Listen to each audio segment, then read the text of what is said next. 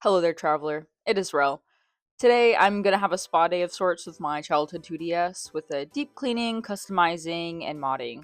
As you can see here, it's a little bit in rough shape. That sticker came out of a pack of like 300 Amazon stickers when I was really obsessed with aliens in high school.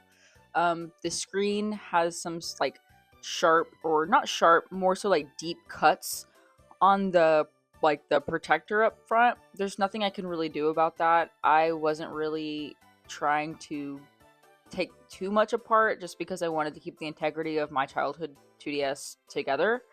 So yeah, this DS has not been open since the day it was in the factory, so it's absolutely developed some nasty edges and buttons. I also wanted an excuse to open it up because I'm really interested to see how it's different from the DS Lite that I've opened up previously.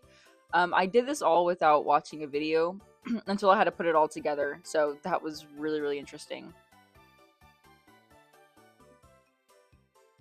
What's really neat about the 2DS is that everything is really unified. So if there is an issue after taking it apart, it's likely just a loose ribbon cable. And funny enough, personally, this was actually my 16th birthday present. It's pretty common and stereotypical for a 16-year-old to get something extravagant like their first car or maybe a phone. But I got a 2DS. So before I even had a phone, before I even really wanted a phone, I was desperately wanting a DS. And actually, in particular, I really wanted the 3DS XL, the one in the pink and white, the one that every girl wanted growing up. This is because I really wanted to play Animal Crossing Wild World and New Leaf. So yeah, this is something I really wanted, and I begged my parents for. I actually made a whole presentation about why I should get the 3DS XL instead of the regular 3DS, and then I ended up getting the 2DS. This is because I have a twin, and so instead of my parents buying two like $300 consoles or handheld consoles, they decided just to do two 2DSs, which I believe at the time when they purchased this, I think it was like $80. So that was around, yeah, like 2017, where I think they were like $80 each. Mine was the red and white version, obviously, and it came pre-installed with the Super Mario Brothers. Honestly, I was pretty upset that I didn't get the elusive pink and white 3DS XL, but I was still very happy that I was able to play the games that I was able to play. And so here I am, just kind of undoing everything. I'm probably gonna pop in and out with the voiceover. I did want to talk about a little bit about the 2DS. The Nintendo 2DS was released in October 2013. In Nintendo's words, it's considered an entry level version of the Nintendo 3DS, with identical hardware and compatible software designed all for the 3DS. Of course, main differences include the lack of the 3D switch and the combination top and bottom screen that doesn't hinge. The 2DS is able to play most 3DS games and is also backwards compatible, which makes this really a great console for anyone who doesn't want to spend the money for a 3DS, even today. And I'll pop in some photos of how 3DSs are still going right now. I don't believe, I actually, they probably increased in price rather than degraded in price. Um, Nintendo targeted this device for users under 7, but another demographic that Nintendo may have not fully intended were low income families or more casual players, which is definitely more of the like niche I filled into when I got this. And opening this up was really humbling as well because the pad, like the keys, were really nasty. When I first opened the shell itself, I saw like this like whisker that fell out. I think that was like my childhood dog's whisker. I've not seen that type of whisker in years. So it was really disgusting to take it all apart. And when I clean the shell, which it'll show later, I'm actually using a microfiber cloth and a little bit of Dawn dish soap and water. Now, I definitely could have just done it with everything all intact, but like I said, I wanted an excuse to take everything apart, and I also really wanted to make sure it was fully clean. So I really wanted to get the edges, the buttons, and things like that, just to kind of make it feel like, refreshed and new.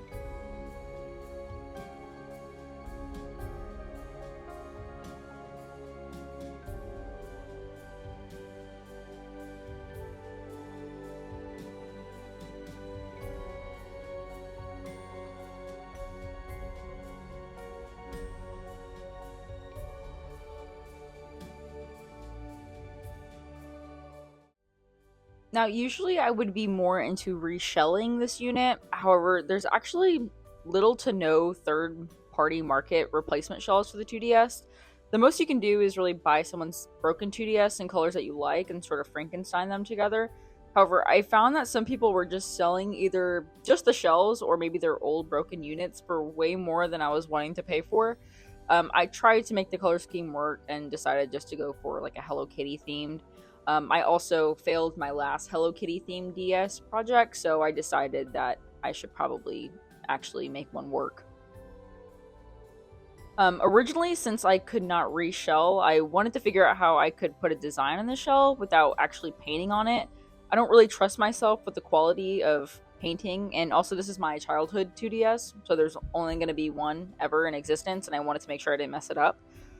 So I was looking up things like the usual stickers, UV printing, and custom buttons just to see what I could do to kind of spruce it up.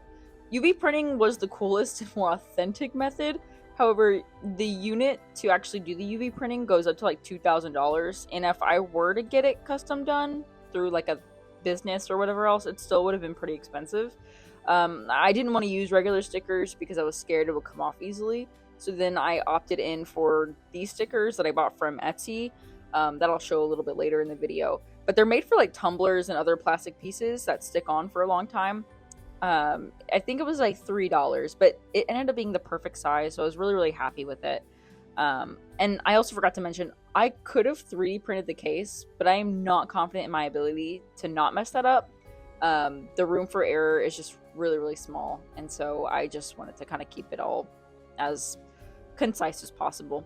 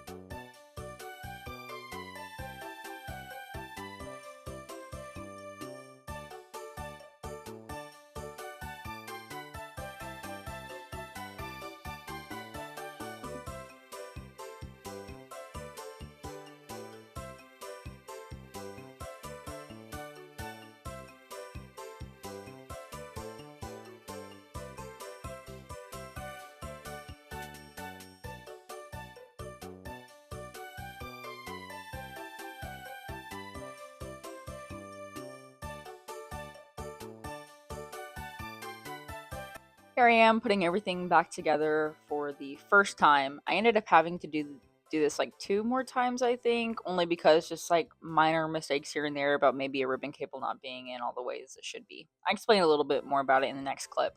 But here, yeah, just putting everything back together. I was super happy that I didn't have any gaps on the shell. I usually have gaps when I'm putting a shell back together, so I was really happy. And I'm just kind of cleaning the screen a little bit more. And then up next, I'll start testing the device to make sure the camera works and everything else works on it.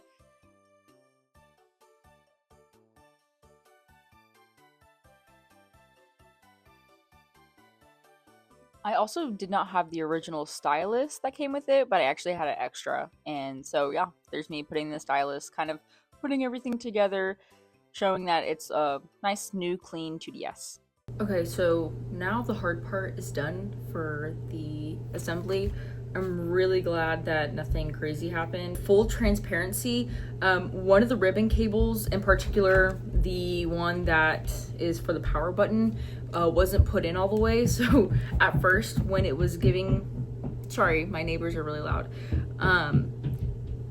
When the issue was that it wasn't like turning on, it was because the ribbon cable wasn't put in fully. But after taking it apart, putting it back on, which wasn't too hard, it works now. Camera works, everything looks really, really good. At first there was like a little bit of phantom touch in the beginning. I don't know if the camera caught that, but everything looks fine now. Buttons and everything else feel really, really good. And more importantly, everything is clean, which is really nice. So now I'm gonna do kind of Hello Kitty theme, and this is kind of something I've been reoccurring, but it's because I have yet to successfully do a Hello Kitty themed DS, so hopefully this works. But yeah, I'm just gonna do a voiceover for that too. Just kind of keep it nice and simple, because my neighbors are very, well, extra loud today. So I don't really want to record too much of my face. Also, I kind of look like a mess. So yeah. Okay, now's the fun decorating part. These are the stickers that I bought. It came with like a larger size and a smaller size. I didn't realize that, but it actually ended up being perfect. But what was really funny is as I was looking up stickers for like Hello Kitty stickers, I did not realize how many stickers or themes or whatever else like considered Hello Kitty like a pink girl icon, which I don't know. Hello Kitty is a red girl icon, right? Like as I was looking up stickers and charms, everything was just pink themed. There was like little to no red theme. This was probably maybe 1 out of 2 that I found that made Hello Kitty look like she was like surrounded by red. It made me feel like I was going crazy. Like the original Hello Kitty emblem had absolutely no pink on her. Like her original outfit, if you've seen the sticker, like her holding the apples, she has no pink on her. There's no pink whatsoever. I just thought that was wild, and we are forgetting the ancient Hello Kitty text. She is a red girl icon. She has no pink on her.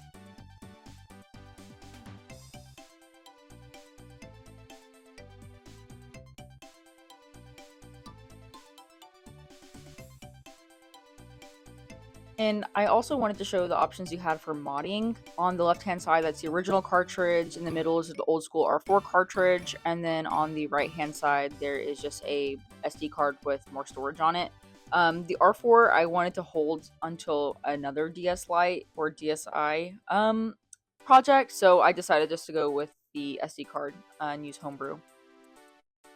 And here I am just downloading games using Homebrew.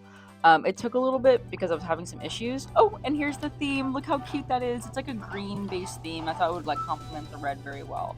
And then here I am starting a game.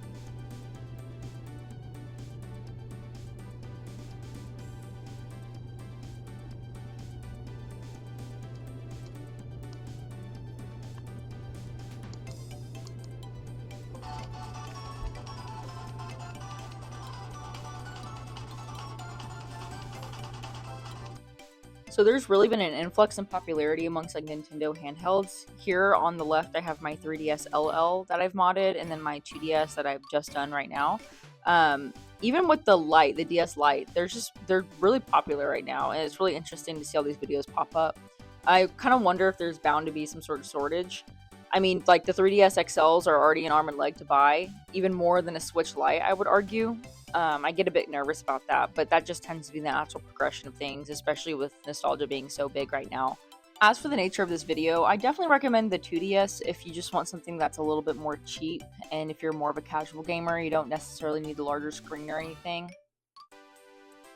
Because you can do essentially everything that a 3DS does. It's part of the 3DS family. Like when you load a game, it does not say Nintendo 2DS, it says Nintendo 3DS. Also, I'm just kind of rambling here as I'm showing me playing the games and things like that. But 2DSs really aren't bad.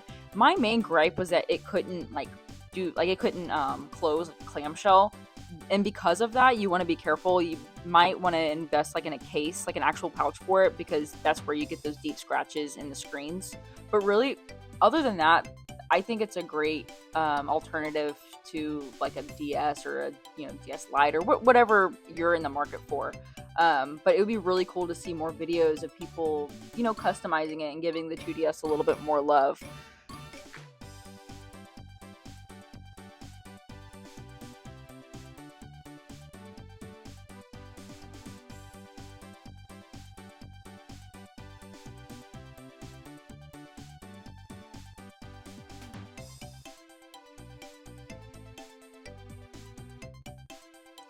And with that, thank you so much for watching. I'm actually happy that this one turned out to be a little bit more of a success, and I really hope I get to see more people, customizing their 2DSs and having more fun with it. So, like always, thank you so much for watching, and see you next time.